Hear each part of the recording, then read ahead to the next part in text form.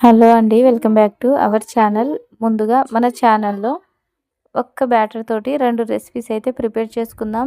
ఈ బ్యాటర్‌లో ఎటువంటి హ్మ్, మైదా గాని, గోధుమ పిండి గాని వాడకుండా ఇలా పొంగనాలు అలాగే డోనట్స్ అండి.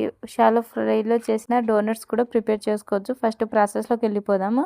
ఇదిగోండి ఇలాంటి డోనట్స్ అన్నమాట. ఫస్ట్ నేనిక్కడ హ్మ్.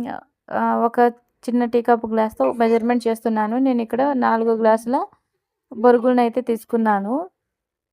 వాటిని మంచిగా నీటిలో నానబెట్టేసుకొని, మంచిగా ముద్ద అయ్యేంత వరకు నానబెట్టుకోవాలి. ఎలా అంటే మంచిగా ఇదిగోండి ఇలా ఉండాలా. అస్సలు పొడిగా ఉండకూడదు. ఆల్మోస్ట్ మనకి హ్మ్. ఒక ఒక ముద్ద పిండి ముద్ద ఎలా అయితే ఉంటుందో అలా ఉంటే సరిపోతుంది. అలాగే బొరుగుల్ని జల్లించి తీసుకోవడం వలన ఇలాంటివి చిన్న చిన్న వాటికి ఆస్కారం ఉండదు. అలాగే ఏమైనా మట్టి, ధూళి అలాంటివున్నా ఫస్ట్ జల్లించుకొని, ఆ తర్వాత ఇలా నీటిలో వేసి వాష్ చేసుకుంటే చాలా బాగుంటుంది. ఇప్పుడు వీటిని మంచిగా ప్రెస్ చేసుకొని పక్కనుంచుకోవాలి. ఈ బొరుగుల్ని పక్కకు తీసేసుకున్న తర్వాత ఒక మిక్సీ బౌల్ తీసుకోండి. ఆ మిక్సీ జార్‌లో ఇక్కడ నేను టీ కప్ గ్లాస్‌తోనే కదా మెజర్‌మెంట్ చేశాను. అదే టీ కప్ గ్లాస్‌తో 2 కప్పుల సూజీ రవ్వను తీసుకున్నానండి. సూజీ రవ్వ అంటే ఉప్మా రవ్వనే కదా! ఆ తర్వాత అదే గ్లాస్ కొలతతో 1 కప్పు పెరుగునైతే తీసుకున్నాను. అలాగే అదే గ్లాస్ కొలతతో అంటే ఒక టే ఆ గ్లాస్ తోటి సగం నీళ్ళైతే యాడ్ చేశాను. ఎక్కువగా నీళ్ళు యాడ్ చేయకూడదండి. ఆ తర్వాత మిక్సీ అయితే పట్టేసుకోవాలి. ఇప్పుడు కన్సిస్టెన్సీ అంతా ఇదిగోండి ఈ విధంగా అయితే వచ్చింది. అలాగే ఇందులో మనము పక్కన పెట్టుకున్నాం కదా బొరుగులు, వాటిని కూడా యాడ్ చేసుకోవాలి. వాటిని కూడా యాడ్ చేసుకున్న తర్వాత మంచిగా అందులో యాడ్ చేసుకున్న తర్వాత కొంచెం రైస్ కూడా యాడ్ చేసుకోండి. రైస్ యాడ్ చేయడం వలన క్రిస్పీనెస్‌తో పాటుగా మనకి కొంచెం పులుపు అట్లాంటివి ఏమన్నా ఉంటే మంచిగా ఉంటుంది. అలాగే కొంచెం బ్యాటర్ గట్టిపడనికి కూడా ఆస్కారం అనేది ఉంటుంది. ఆ రైస్‌ని కూడా యాడ్ చేసుకున్న తర్వాత బ్యాటర్ అనేది ఈ విధంగా ఉంది. ఇప్పుడు పొంగనాలు వేయడానికైతే ఈ బ్యాటర్ అనేది చాలా అంటే చాలా రెడీగా ఉన్నట్టు. వీటిని అన్నిటిని ఒక బౌల్‌లో అయితే తీసుకుందాం. ఇప్పుడు బౌల్‌లో తీసుకున్న తర్వాత ఆ పిండిని కొంచెం సాల్ట్ కూడా యాడ్ చేసేసుకోవాలి ఆ పిండిలో. అలాగే కొంచెం బేకింగ్ పౌడర్ కూడా యాడ్ చేసేసుకోండి. ఆ తర్వాత ఇలా కలిపేసుకోవాలి ఒకసారి. అలా కలిపేసుకున్న తర్వాత ఒక 5 మినిట్స్ పాటు పక్కనుంచేయాలి. పక్కనుంచిన తర్వాత తిరిగి ఇలా ఒకసారి కలిపేసుకోవాలి. ఇప్పుడు మనకి చేతితో ఇదిగోండి ఇలా అంటే వచ్చేస్తుంది కదా పిండి ముద్దగా. కాకపోతే చేతి నుంచి కింద పడదు ఆ ముద్ద. కాబట్టి ఏం చేయాలి అంటే కొంచెం వాటర్ కూడా చేతికి తడిపేసుకోవాలండి. ఒక గ్లాస్‌లో వాటర్ తీసేసుకొని చేతికి తడిపేసుకుంటూ యాడ్ అదే పైన మనం ఈ డోనట్ అయితే ఫస్ట్ ప్రిపేర్ చేసుకుందాం. ఫస్ట్ అయితే స్టవ్ వెలిగించి ఒక ప్యాన్ పెట్టేసుకోవాలండి. ఆ తర్వాత అందులో కొంచెం సాల్ట్ తక్కువైందని ఇంకొంచెం యాడ్ చేశాను. సాల్ట్ రుచికి సరిపడేంత యాడ్ చేసుకుంటే సరిపోతుంది.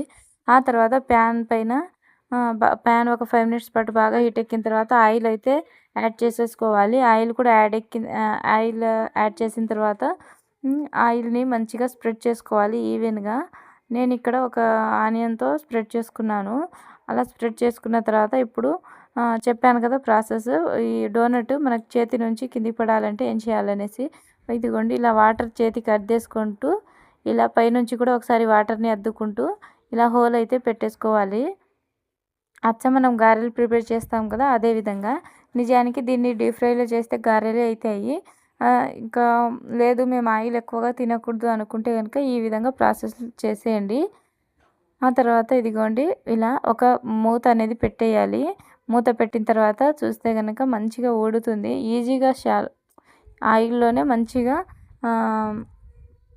వేగుతున్నాయి. అంటే కొంచెం మినీ దోస టైప్ ఫ్లేవర్ అయితే వచ్చింది.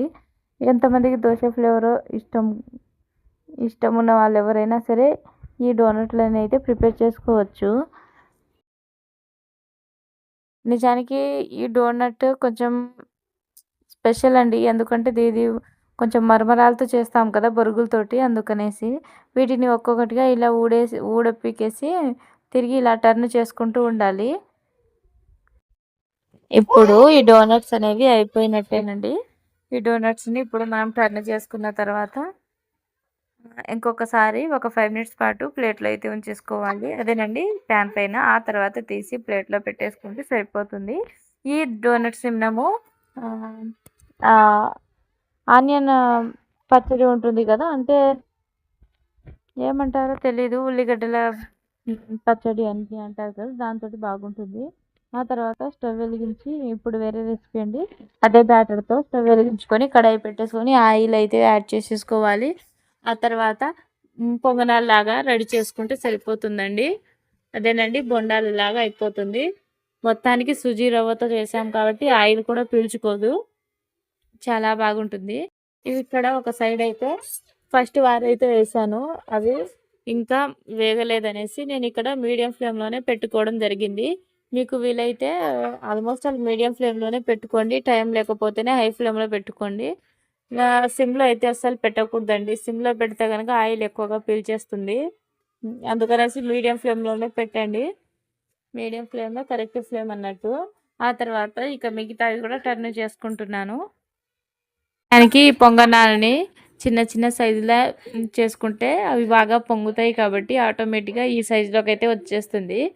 వీటిని పొంగనాలు కూడా అని అంటాము, ఇంకొంతమంది బొండాలు అనేసి కూడా అంటారు. దోశ బ్యాటర్ లేకుండా, చపాతీ పిండి వాడకుండా, అలాగే మైదా కూడా వాడకుండా ఈ రెసిపీ చేయడం జరిగింది.